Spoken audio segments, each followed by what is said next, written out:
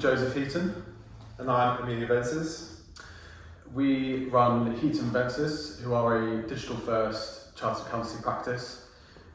So we have a global team who are fully outsourced from the accounts team, payroll team, support team, bookkeeping team. So what were your concerns about outsourcing? What were you worried about? I think it was the typical concerns that everyone else brings up, which is being able to rely on the team members, the tone of voice used with clients, because it's different to when you're hiring someone in-house. You can sit them down next to you and say, this is how we talk to the client, this is how we don't talk to the client. Yeah.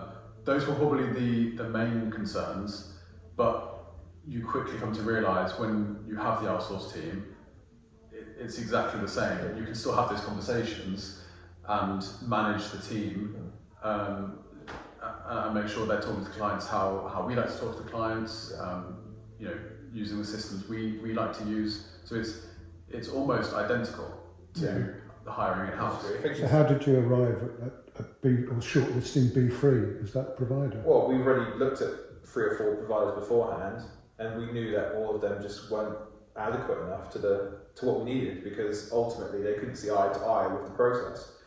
They were looking at us as like another fee generating practice rather than a partnership that they could hold on to for a long-term period. And so that's what Befree look at it as a way of managing a relationship rather than just managing a service. And how would you reassure other people looking at Befree or using Befree resources? How would you reassure them that it could work for them?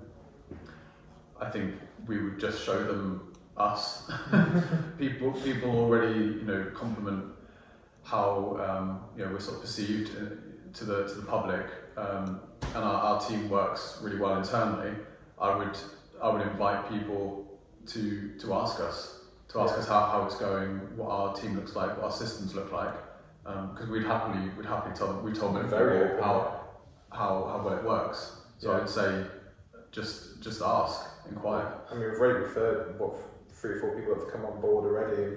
There's firms that obviously see the way we're looking at things as the new age of receiving a service, right? Because ultimately, if you think about what we do as a service, it's technically outsourcing our service anyway to people who are in the UK. So why should it feel any different that someone else is providing a service to us in the same capacity?